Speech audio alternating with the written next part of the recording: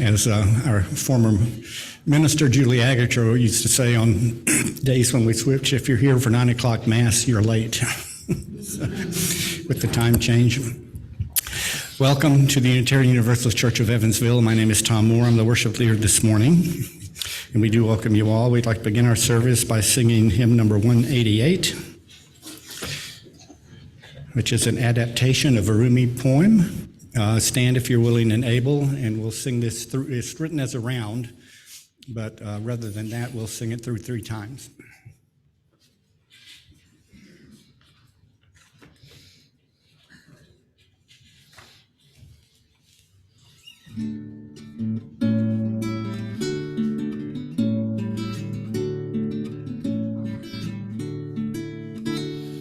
Come, come, whoever you are, wanderer, worshiper, lover of evening. Ours is no caravan of despair. Come, yet again, come. Come, come, whoever you are, wanderer, worshiper, lover of leaving. Ours is no caravan of despair. Come, yet again, come. One more time. Come, come, whoever you are, wanderer, worshiper, lover of leaving. Ours is no caravan of despair. Come, yet again, come.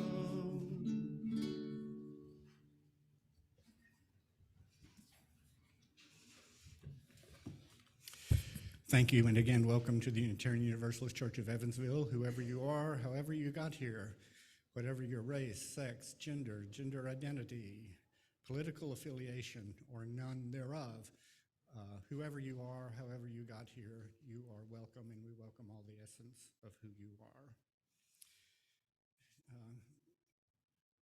We'd like to say if there are any church-related announcements that need to be made.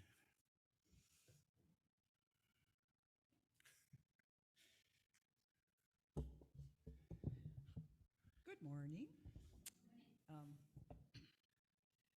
No Friends Night Out in November because of Thanksgiving. No Friends Night Out in November, but we're going to have one on December 2nd. It's a Friday. I'm not sure where yet, but keep that date in mind. And Thanksgiving dinner, if you want to come for Thanksgiving dinner at 2 o'clock on Thanksgiving Day, there's a sign-up sheet in the back. Chris will cook his wonderful turkey, and then everybody else will bring something to share. And on the sign-up list, you can sign up by whatever dish or item you want to bring. Our new members class is now scheduled for December 11th. It's also going to be virtual in case you can't be here at the church. And the Compass is our monthly newsletter. We restarted it. Molly does a good job of really putting it together, and we sent it out by email. But if anybody did not get it and would like a printed copy, I can give you one. So just raise your hand and I'll give you one. Anybody else? Did you start getting them, the Compass, the announcements? Okay, good. Okay. Thank you.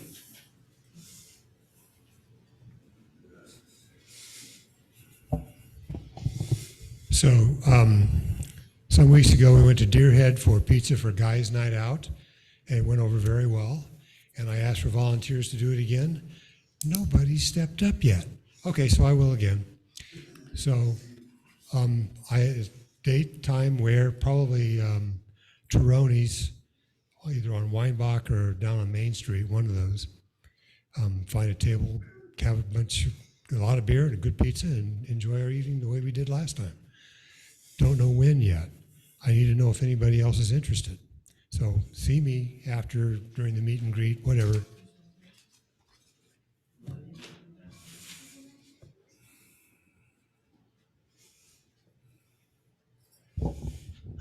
The third Friday spaghetti dinner at the United Caring Shelter will be coming up soon. Last month there was a little snafu, so I'm going to reach out to them tomorrow to make sure we have the third Sunday and it continues to be the third Friday. So hopefully there won't be any confusion. We have plenty of supplies, but as always, if you wish to donate spaghetti or spaghetti sauce, we do have a bucket in the back. Thank you.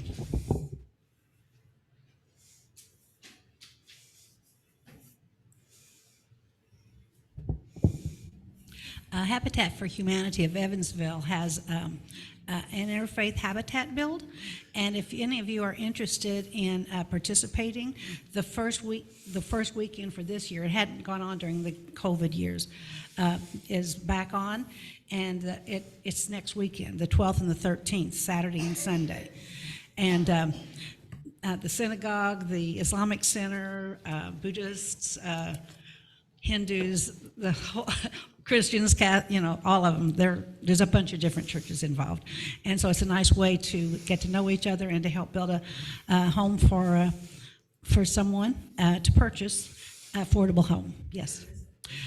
Okay. Well, what they want you to do is it says use their online, but I don't think that works very well. I would say call the Habitat office and get the details of the place. You've got to sign a waiver. And it's next Saturday or Sunday. So I'd say just call them directly if you're interested, and also if you want to make a contribution to it. Thanks.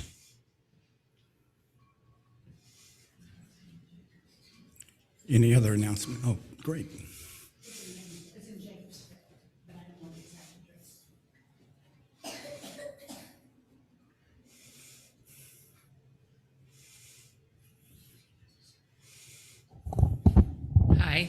Hi. I'm not sure if this is where this goes. Okay. I make lavender and rice eye pillows, and I just wanted to donate this to the organization to sell for donation. Well, thank you so much.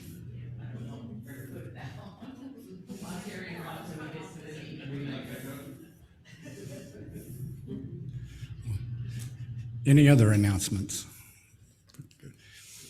Okay, well, we mentioned about being a welcoming and hospitable place, and we do like to welcome visitors, and we don't want this to be a painful exercise, but if you are a visitor today and you're willing, if you'd stand and tell us who you are so we can greet you. I see one. I am Ann Leslie O'Dean, and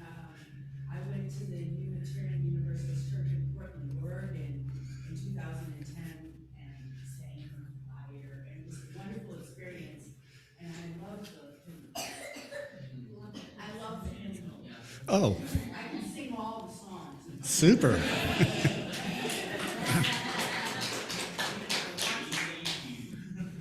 Well, sing on. Yeah. Well, we also have a tradition here.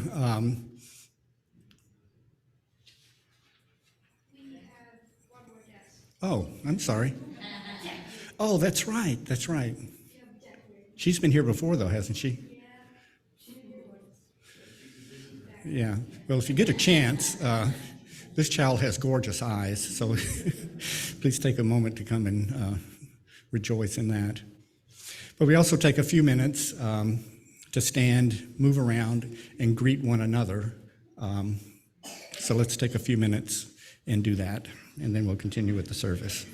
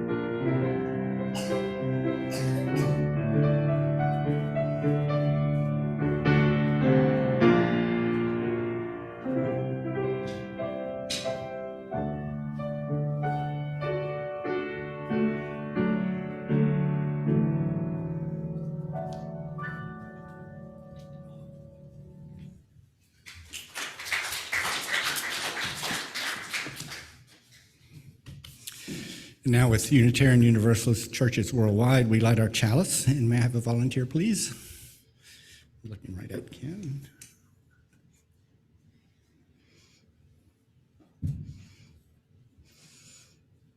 These words are from the poet Annie Dillard. We are here to abet creation and to witness to it, to notice each other's beautiful face and complex nature, so that creation need not play to an empty house.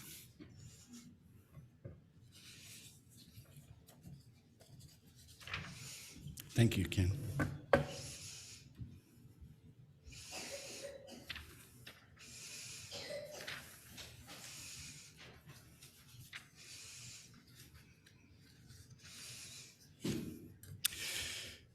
The offering is a sacrament of the Free Church.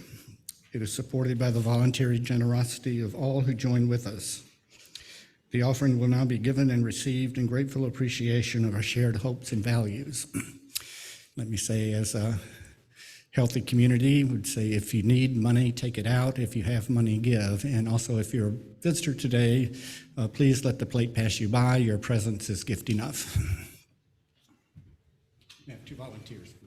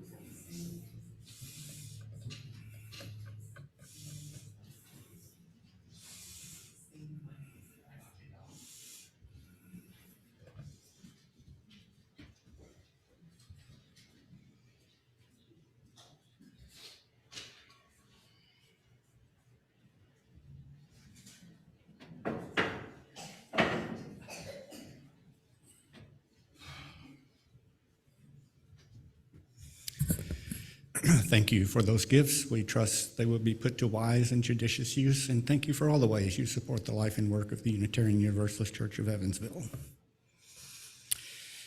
Okay, for the Story for All Ages, I don't have a book today, and the kids don't have to come up, but I have a question for you, or for those of us, or if you can't speak, then your guardian or parent can speak for you. Do you have a bedtime? Look, who else has a bedtime? Does anybody, they say for? How is that determined? There you go. Well, hopefully that comes with our maturity. But we're going to be talking about times today, or our thoughts about time. And I think, or do you have a time when you have to get up and go to school or nursery school? Yes? No? Well, we all have times and times in our lives, and we were going to be talking about that today. So think about how time influences what you do, or informs what you do, or don't do, or those kinds of things. So when your mom or dad tells you it's time to go to bed, think about how that came to be, or what we need to do. And for those of us who are older, I know they say for our physical health and mental health, having a regular time to go to bed and to get up is supposedly healthy. I'm an example of how it is not. So anyway, you can take a picture and post that. So think about, when you're told to go to bed tonight, think about how that happened.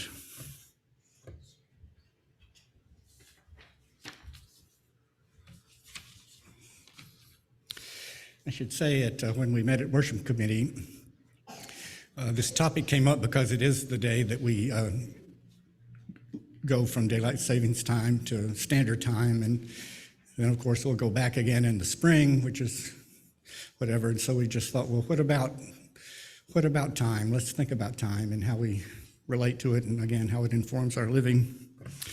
So for opening words today, I have 2 poems about time.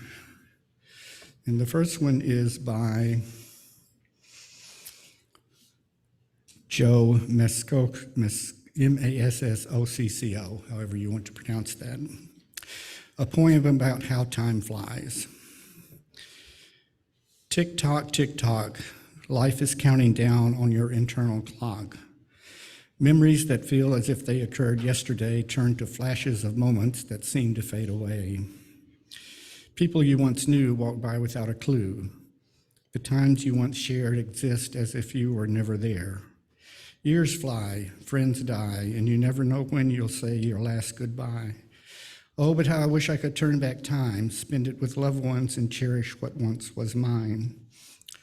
Or to go back even more, being a kid in the candy store. How I miss the way I used to feel on Christmas Day when Santa was real. But back to reality, back to today, family is scarce and memories continue to fade away. Tick tock, I wish I could control this clock, excuse me. Second one is by an Alexio, it's another Italian name I'm not sure how to pronounce, Langozi. Reflective poem about the perception of time.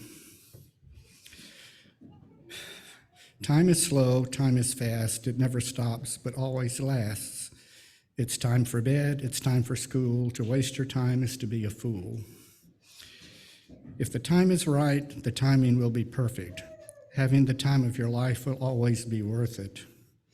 Some spend their time mad, some spend their time sad. For some people, time is all they ever had. Some spend their time and some people save it. Some love wasting time and some people hate it. People waste time being in jail. People waste time being mad when they fail. Some people have lots of time to spare. Others spend their time not having a care. It's time to stop. It's time to go. Time can move fast or it can move slow. You can lose yourself or lose your mind, but as life goes on, you will never lose time.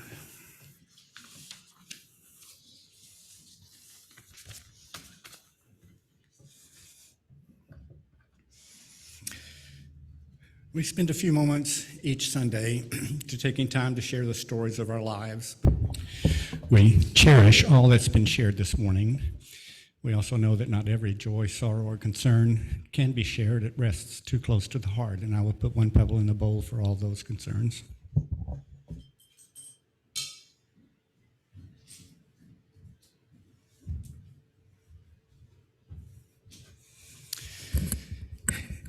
And now we take a few moments of quiet time, which time you can either pray, meditate, or simply enjoy the quiet. And after a few moments, we'll break that by singing hymn number 123 in the hymnal, Spirit of Life.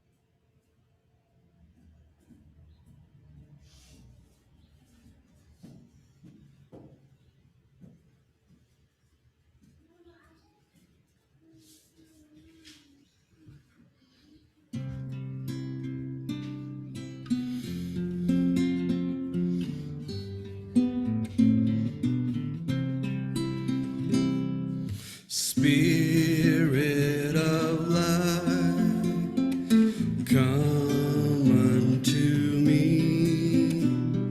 Sing in my heart all the stirrings of compassion. Blow in the wind, rise in the sea, move in the hand, giving life the shape of justice. Roots hold me close, wings set me free. Spirit of life, come to me, come to me.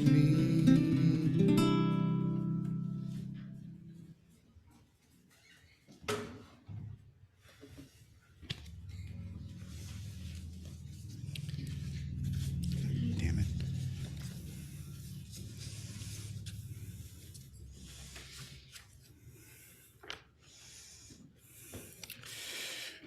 This is off topic, but when I was looking for resources for this morning, I came across this, and it was just too good not to share for our spiritual work. And this is a poem by David Dunhill called "The Three Goals."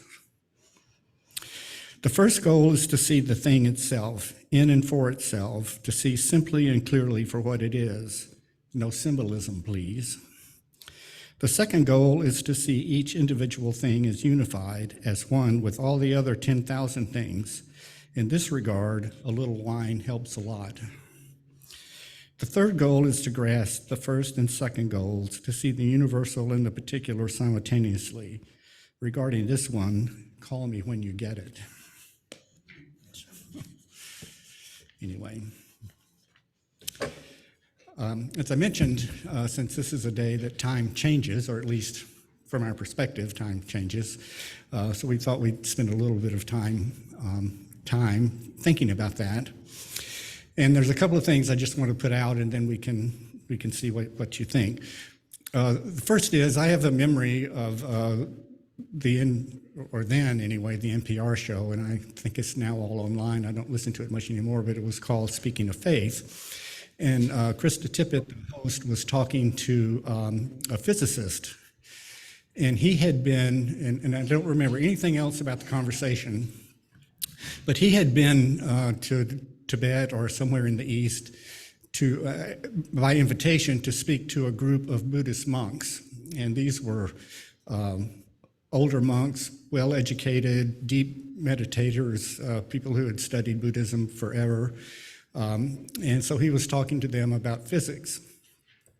And when he stopped, he asked if there were any questions, thinking there might something about the space-time continuum or, atoms and particles and whatever. And the first question they asked was, what is time and who invented it?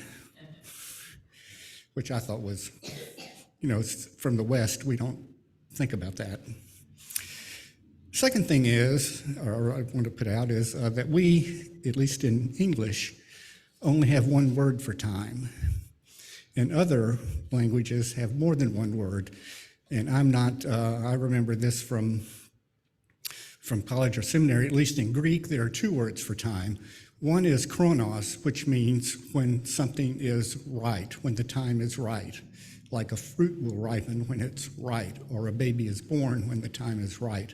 In the Gospels, when Mary gives birth, that's the word that they used. Her time was right. And then the other word is chronos, which means linear time. It's the root of our word chronology. But a person in the Greek world would have had those two notions of time. We tend, or at least I think we tend to think of time as a commodity, and we speak of it that way, like I have time, I spend time, I waste time, time is money, all those kinds of things. Like time is this commodity instead of a thing that we just enter into by virtue of our being alive. And of course, we do have to think about how we, in our living, how we do spend our time. which I think leads us, if we're serious about it, to what is meaningful, what is helpful, what keeps us alive, what keeps the whole universe alive, since we are, those things are related. So I think we're a little impoverished in our thinking about that sometimes, since we only have the one word and that we commodify it so easily. We're talking about, we organize our time around, the tasks we have. Things have to be done on time. We're here at 10 o'clock every Sunday. That's if you're early, there's no one here. If you're late, there's no one here, or depending on how late you are. So anyway, that we just thought that was in terms of our living, how we might think about time in a less commodified way, and how we do make meaning in the time that we have. Because certainly, I think it's true, those of us my age anyway, we know we're not going to live forever. I don't know that you would want to, but there are limits to what we have time to do and what we don't have time to do. But, to think about,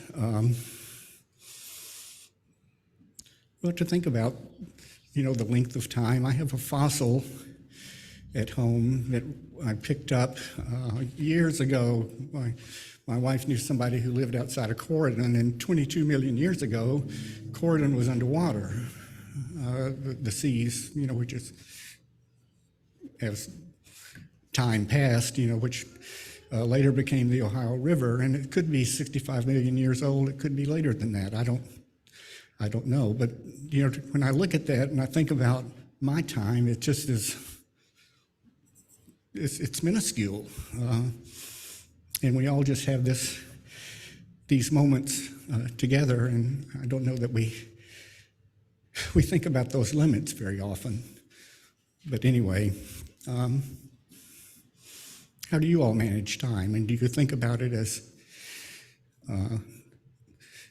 time, like the time is right, or time linearly, like it's 9 o'clock and it's time to do something, or it's 11:30 and I'm late for something, or it's bedtime for those of you who have children? God, I thought it was going to... Anyone? Yes, ma'am. Or can you come up to so people... That's all right.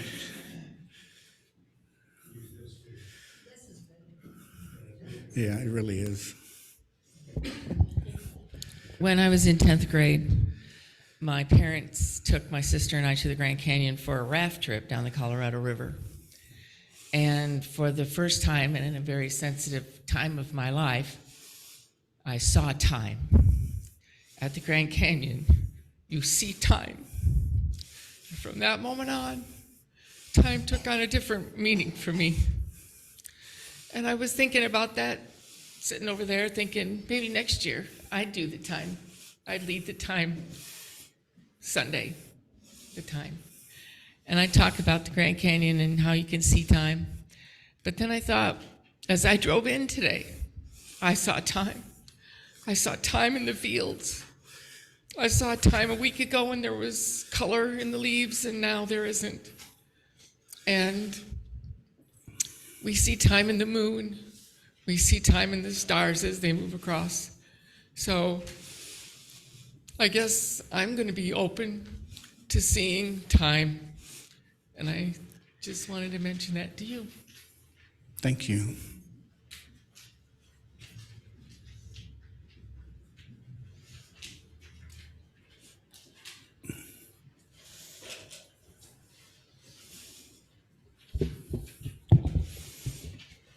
At a very, very young age, I became addicted to wearing watches. I was always obsessed by time. Of course, when you're a musician, timing's kind of important, but just always needed to know what time it is. Jamie calls me Mr. Punctual because I always have to be on time. But it became kind of a scary obsession. You guys know, most of you guys know, I spent a long time in Christian ministry, where it's all about building the kingdom and sharing the gospel, and it's very pressury. If you're not thinking about Jesus, you're in sin, or if you're not building the kingdom, you're in sin, you know. And maybe they didn't preach that, but that's what the gist I was getting, and I became a workaholic for ministry, and it was like, I'm either sleeping or I need to be doing something for Jesus, kind of thing. And they say that Jesus set you free, but now that I'm not a Christian, I feel a lot more free. Nothing against Christianity. There's a lot of good things about it, but I feel so much more free now. I can sit on my back porch. I can look at the trees and the leaves. I can drink my bourbon and just chill out. To me, that's freedom. Just not being worried about, what am I doing right now, having that workaholic mentality, so I do enjoy the ministry here. I enjoy doing it. I enjoy speaking. I enjoy playing, but I also enjoy doing absolutely nothing. Maybe watching a football game or just watching TV, like TV was a sin, or just wasting time is a sin. But now I love wasting time. I'm sorry. But there's balance there between doing the important things, but also being able to relax, I feel. So that's my thoughts. If you read the Gospels, even Jesus took time out. Yes. So whatever perversion you had, I'm sorry for, but...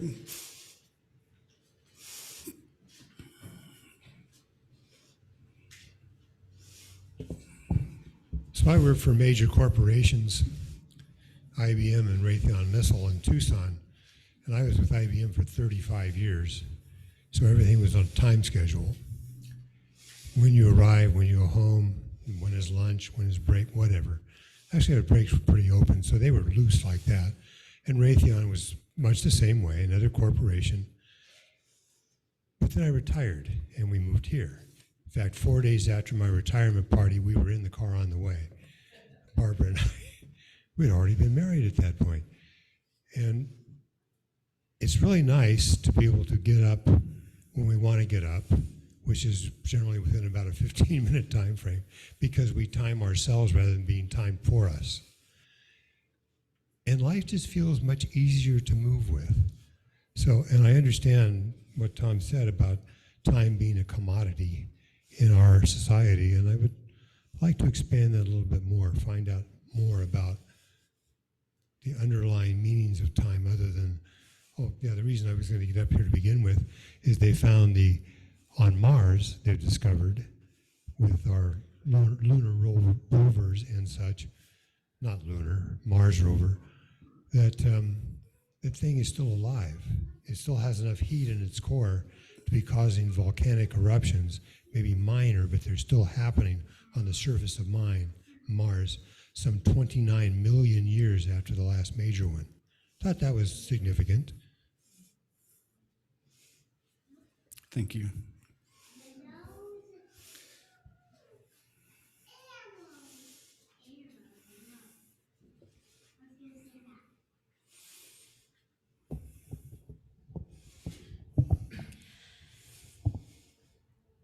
I think time has to do with how we use it. I heard, and I'm sitting there trying to remember years ago, I read or heard, I have no idea where it was from, but it stuck with me. Someone was talking about that he had met the woman that he loved and he wanted to spend as much time with her as he possibly could, and was trying to think, how can I create time? And he moved from a big city to a small town in New England and felt like they had accomplished that. Because their pace of life was so much slower, they filled it with living and not with making a living. None of you knew me before I retired, before I moved here, and I'm pretty busy now, but nothing like I used to be. I was very, very driven and did a lot and was busy all the time. And it's made a difference to me to be retired and to be able to get up when you want to get up, some mornings at least. And I don't know, I think we can actually, to some extent at least, change the way we live if we want to create more time, because it's all perception. And I also want to say that I'm very angry that they stole an hour of my afternoon sunshine today. Well, see, that is interesting to me, the daylight savings thing. Like, did the Earth back up an hour, or, we just play with it like it's a thing. It's humans. We think we have the control over it, right? Yeah. I mentioned last Sunday that I went to a cemetery, and I had never been before, and it was my great-grandparents and my great-great-grandparents. We were talking about time and now the passing of time, and I mentioned like my great-great-grandmother, Margaret, who passed away in 1902, that her tombstone was broken, and it's deteriorating, and there's lichen and things that have grown on it. And I thought, okay, time is passing, and it's taking its toll on her tombstone.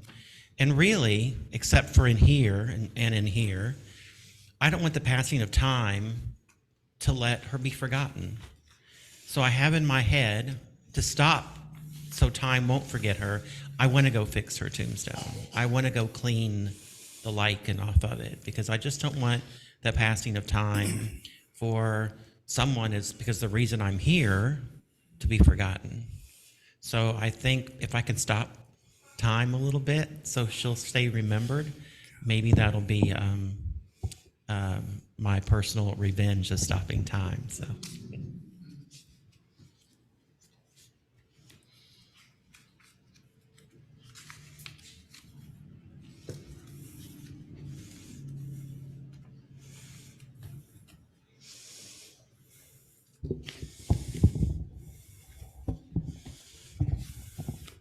the older I get, the faster time seems to go by. It just seems like yesterday. It was Saturday.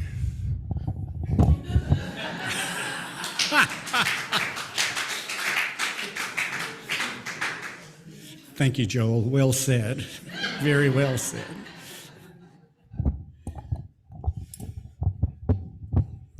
Nothing profound, but just some realizations and ideas about time from myself. My mom said I was born about 3 weeks early, so and I tend to be always early to just about everything. So I just say I'm congenitally early. I can't help it.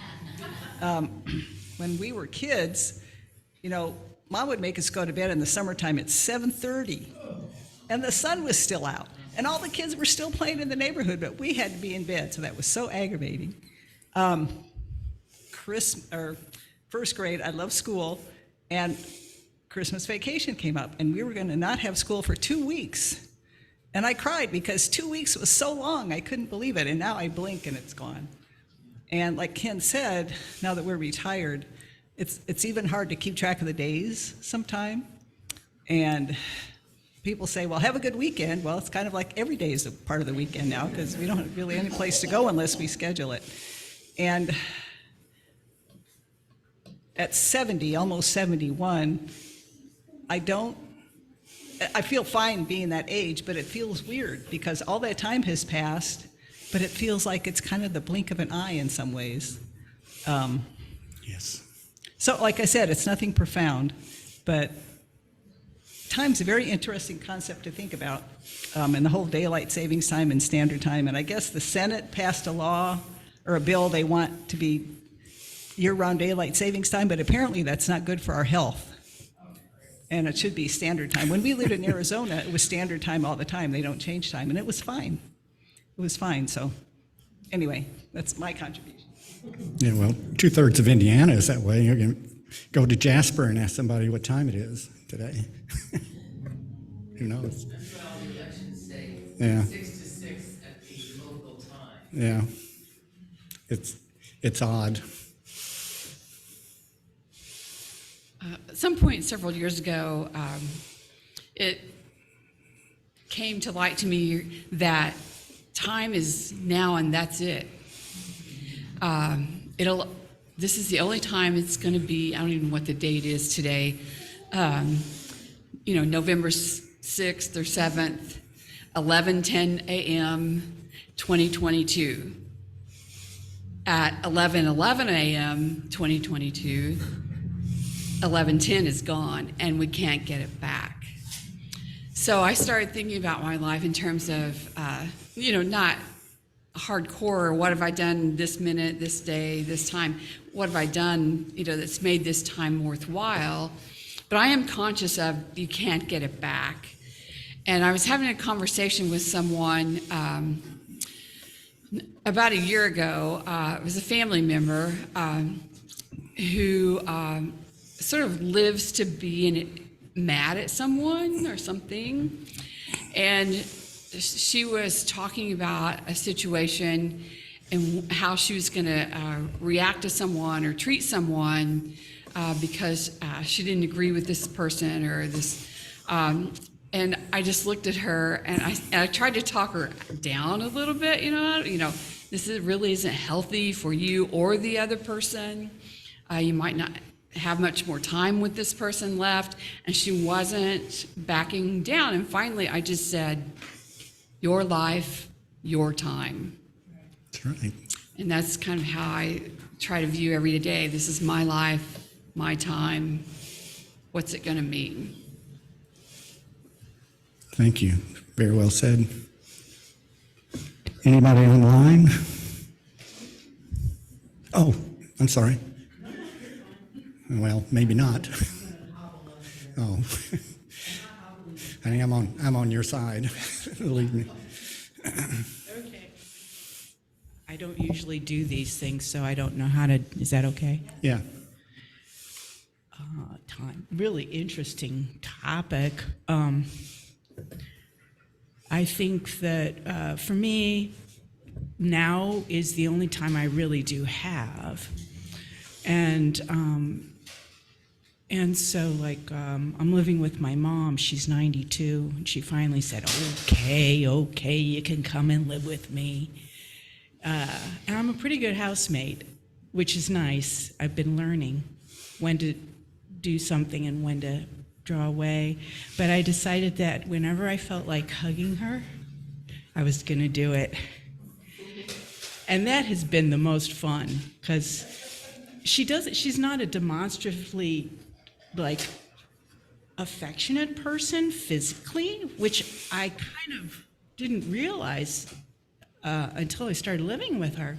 So I always felt like she was physically affectionate. But then when I was living with her, I'm like, oh my gosh, she hasn't tried to hug me at all for quite a while. And so I just decided that I was going to hug her whenever I felt like it. At whatever time it was, I was going to hug her. And I'm going to make a confession. I think it's pretty funny. I have, I don't know if you've ever seen them. They're really wonderful. They're called Wemoons. Wemoon. See, I've been in the West Coast, so I'm a little bit shaken up. And anyway, a Wemoon is a calendar book, and it's got all sorts of wonderful drawings and art, drawings, and poetry, and where the moon is and what the moon is doing. It does not tell you when Christmas is, does not tell you when Thanksgiving is. It tells you when, the pagan times are that we used to do, the earth times. It tells you that. I have Wemoons from 1990. I have 32 years of Wemoons because I felt like I wasn't doing anything with my time. And so I wanted to prove to myself that I was doing something with my time. And so I've written down what I've done for the last 32 years. And I keep track. I keep a journal. And sometimes I burn them. And sometimes I keep them. So time is a very interesting thing. And I at one time, I'll say this to end, I realized that I was going to die and nobody was going to remember me. And I am studying Buddhism, and there's a reincarnation thing in Buddhism, which I don't know if I believe whatever I believe. I mean, we made it up, so really.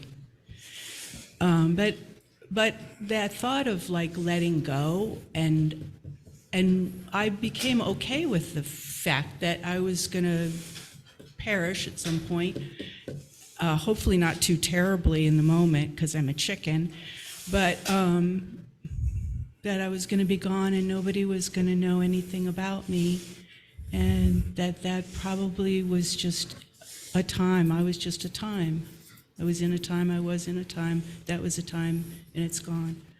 So it was okay, but it's very, thank you for the topic. I saw that out there and I thought, is anybody going to be here? Anyway, thank you. I did too. No, I'm just, yeah. One never knows. Or I should say, I don't know. Anyone online? Well, as always, thank you for your thoughtful and rich comments. I continue to learn so much from all of you, and thank you for that. Oh, don't. It's not. We're not in that category. Thank you so much, though. Yeah. I have to tell you, I was, well, as you know, I spent a lot of time in bars, but I was overhearing someone was complaining about 50, the whole 50 was, and I said, listen, talk to me when you're 70. 50's great. Or at least that's my memory of it. So anyway, to conclude our service, we'll sing hymn number 94 in the gray hymnal. So stand if you're willing or able, and Mark will lead us in singing this.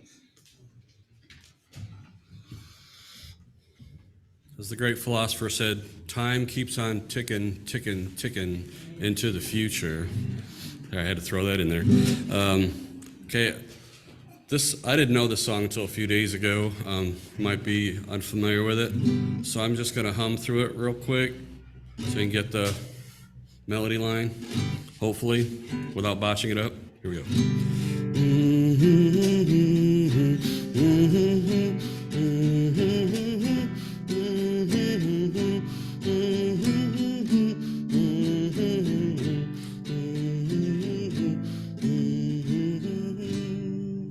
Here we go.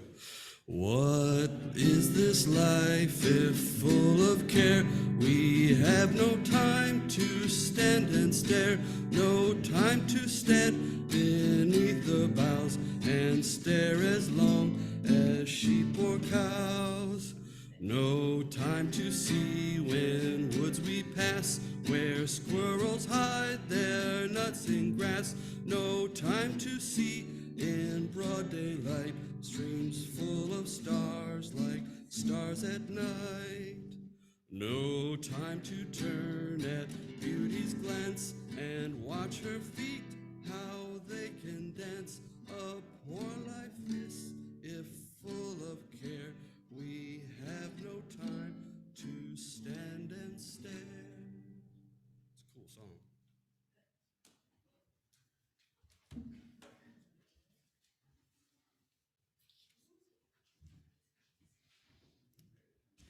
Okay, if you'd repeat the words in the bulletin as we extinguish our chalice. We extinguish this flame, but not the light of truth.